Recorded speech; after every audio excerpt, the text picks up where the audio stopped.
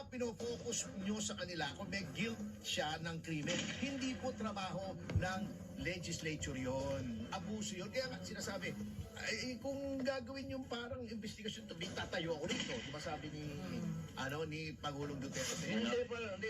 Titindig ako dito. Bigyan mo muna po ng... Hindi mo ako pinibit, basahin ko before I answer you. Suspended, sir. But this I have not read the affidavit so that I would not be in a position to correctly really respond to your question. I am at a loss kasi ikaw yung may hawak ng... So you are now trying to investigate me. Para kang investigador. Yung may hawak ka ng affidavit dyan, executed by another person, and you're trying to confront me with the statements made in that affidavit, and you're trying to exact an answer from me. Pagka ganon, maghinto tayo dito. That is not proper. Mr. That President. is not fair. Bago sasabihin pa, you answer yes or no. Double style. Do not ask me to answer yes or no. You are not an investigator.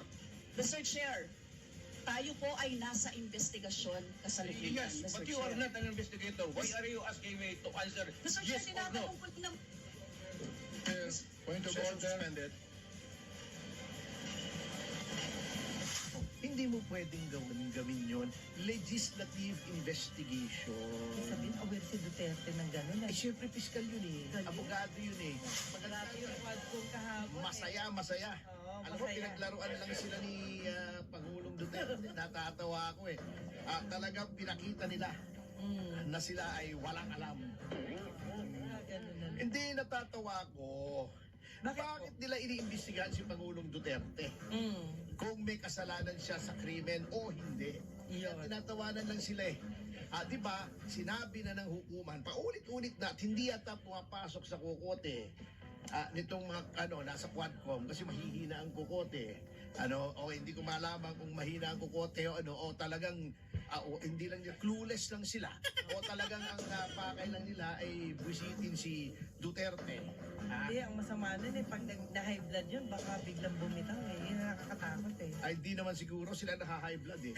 Hindi kasi, sinabi na ng Korte Suprema, ang legislative hearing ay hindi hukuman. Hindi ito NBI na iniimbestigahan ng krimen, hindi ito pulis, hindi ito piskalya. Kukuha ka lang ng impormasyon para ikaw ay makagawa ng batas. Yan. Yung EJK, ano pa bang kinukuha nilang batas? Eh, di ba gumawa na sila? Opo. Di ba, yung kabubuhang EJK ni Dan Fernandez, ni Akop, di ba? Ni, sino pa ba? Ni Barbers. Sure. Itong si... Huwag bumubanggit ang pangalan. Alin? Kanila naman talaga yung batas eh. Di ba kiniklaim nila? Ba't Ayan. babanggitin? Di ba nakakiti pa sila dala-dala nila yung batas? Ayan. Bakit hindi ko babanggitin yung pangalan nila? Proud sila no sa batas nila eh. Hindi nila alam nakakatawa yung batas. Di ba? Di ba diniscuss na natin? Opo. Ang pinagbabawal nila ay EJK. Bawal na naman talaga ang EJK eh. Extrajudicial killing, lahat po ng pagpatay na hindi pinag-uutos ng hukuman, extrajudicial killing.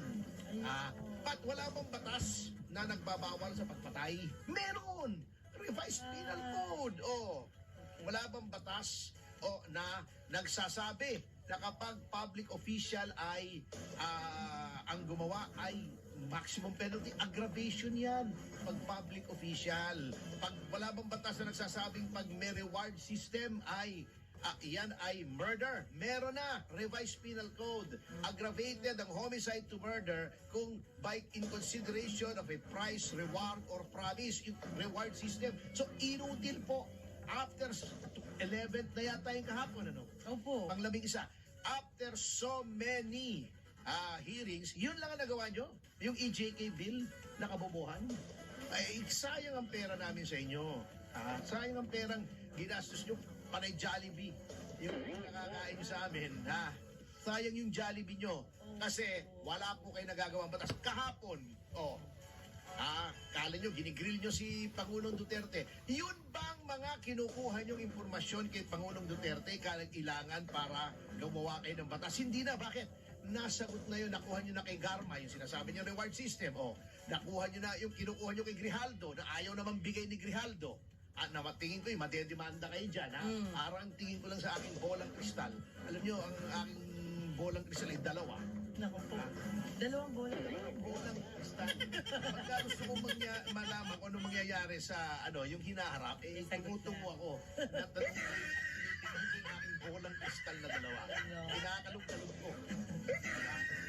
Diyan pa na. Pero Tanya, thankful, Kakalog-kalog. thankful kami sa inyo kasi mas nauunawaan namin ang paliwanag mo actually. Ako gusto kong mabalik yung death penalty. Halimbawa, ngayon paano nila gagawa ng matasyon? Ewan ko, kung dinidiscuss nila, nyo, kahapon nga natatawa ko. Tinatanong niya, answer daw, yes or no. Hindi mo pwedeng gawin yon. Legislative investigation. Sabihin ko si Duterte ng gano'n. Siyempre, piskal yun eh. Galing. Abogado yun eh.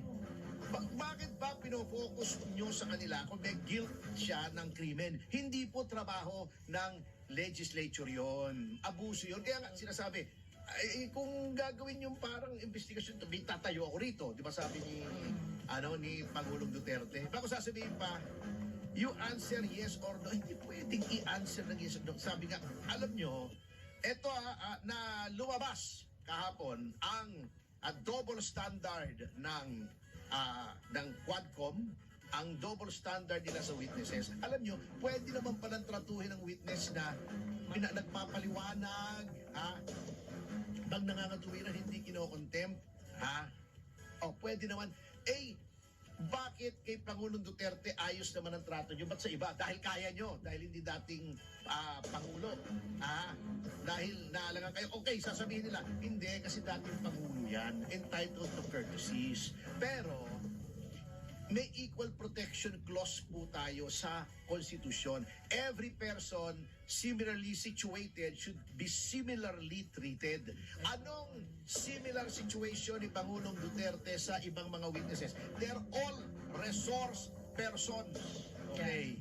So aside from the equal protection clause, meron pong specific na nakalagay sa konstitusyon, dapat tinatrato with respect at dignity ang resource person in a legislative hearing. Eto, dating Pangulo, di nyo masigawa. Pwede lang si Paduano. Ako natatawa nga hindi, wag daw, dapat daw kalmado. Bakit yung si Paduano?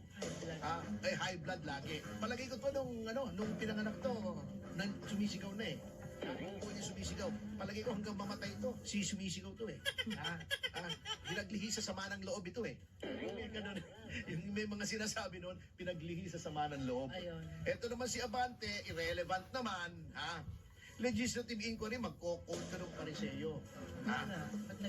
Pariseyo. Ito naman si Luis, nakita pa kami kaninang umaga sa show. By chance. Alam mo, etong si Luistro, kung ikaw ay bobo, akala mo matalino. Pero kung ikaw ay matalino, alam mong siya ay bobo. Kito mo, sinasabi niya, inaano niya ng yung elements daw ng extrajudicial confession, iniisa-isa niya. Extrajudicial confession yan kasi voluntary, yung pag-amin daw ni Pangulong Duterte na siya ay pumatay. Voluntary. Alam niya ang consequences. He is of sound mind. May nakalimutan siya Ang extrajudicial confession po, Congressman Luistro, ay ginagawa during custodial investigation. Hindi po custodial investigation yan. Yan ay legislative hearing. Ano sinasabi mo? Besides, tignan mo yung pinagsasabi niyong nangumpisal si Pangulong Duterte. Sino bang sinabi niyang pinatay niya? May tao ba? Wala po. Wala pala Parang libel yan. Pag hindi ma-identify kung sino yung tinutukoy mo, ay hindi libel. Dapat may identity.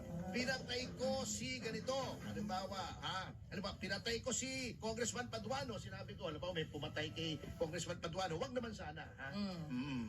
Kasi malapit-lapit pa rin eh. Na siya ay matapos yung kanyang termino. Kasi last term na niya ngayon. Attorney. Di ba, malapit na matapang. Klaruhin mo. I mean, siyempre humihinga naman ako. Oh, Okay, diba? okay. Malapit na matapos yung kanyang term of office. At saka isang araw yan eh, puputok yung ugat niya sa ulo eh. Tsaka si Nakakahiyaw yan eh. po, si PRRDA, lehitimong joker. Oo. Pag sinabi niyang pinatay ko, tas binitin niya, it's either tao o hayop yun. Oo. Di ba? Parang di ba minsan sinasabi ko, di ba? Yang si Congressman Luistro, napakapangit ng ginagawa niya sa mga resource persons. Minsan, siyempre hihinga ka eh. Oo. Sige. Pero alam mo, isang napagtanto ko dun sa, dito sa Quadcom hearing kahapon, di ba nandun si dating Senator De Lima? Kamukha talaga si Trending Congressman Luistro. Ganon. Oh, hindi naman masama yun. Di ba maganda naman si Senator De Lima? Di ba Tama. maganda? Ang dami nga nagkakagusto sa kanya, di ba? Si Dayan. O Sus, si Mario. Junet. O, hindi ba naman maganda yun eh? Magkakagusto ba naman? Yung mga macho yun eh. Ha? Opo. Mga macho papa yun eh.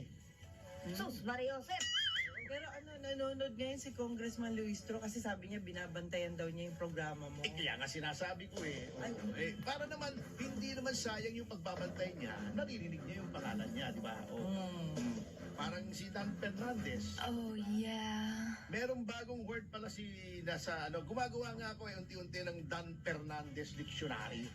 Ala. Yung subordination by perjury, di ba? O meron siyang bagong different. Sa Dan Fernandez Dictionary, different. Noun. Ang ibig sabihin sa Tagalog doon, iba na. Bago na. Iba na, oo. Anyway, alam niyo, Joke yun joke yun. pinaglaruan lang kayo pinaglaruan lang kayo. Natatawa ako doon sa yung sinasabi niya. Sabi niya, kino-confirm niyo ba na okay sa inyo pumunta yung ICC dito para imbestigahan kayo? Sabi niya, sipain ko sila. O, kino-confirm ba niyo ba yung sinabi ninyo kay Congressman Manuel na pag binigyan ko ng pamasahe, pupunta kayo sa ICC para magpa-imbestiga. Sipain ko rin sila. Punta ako doon, sipain ko rin sila. Ay, nako. Yun lang yung response niya. Bago si Manuel naman, sinasabi, anong pinagamitan sa confidential funds? Confidential nga eh! Which part of confidential do you not understand? Oh my Yung confi o yung dential?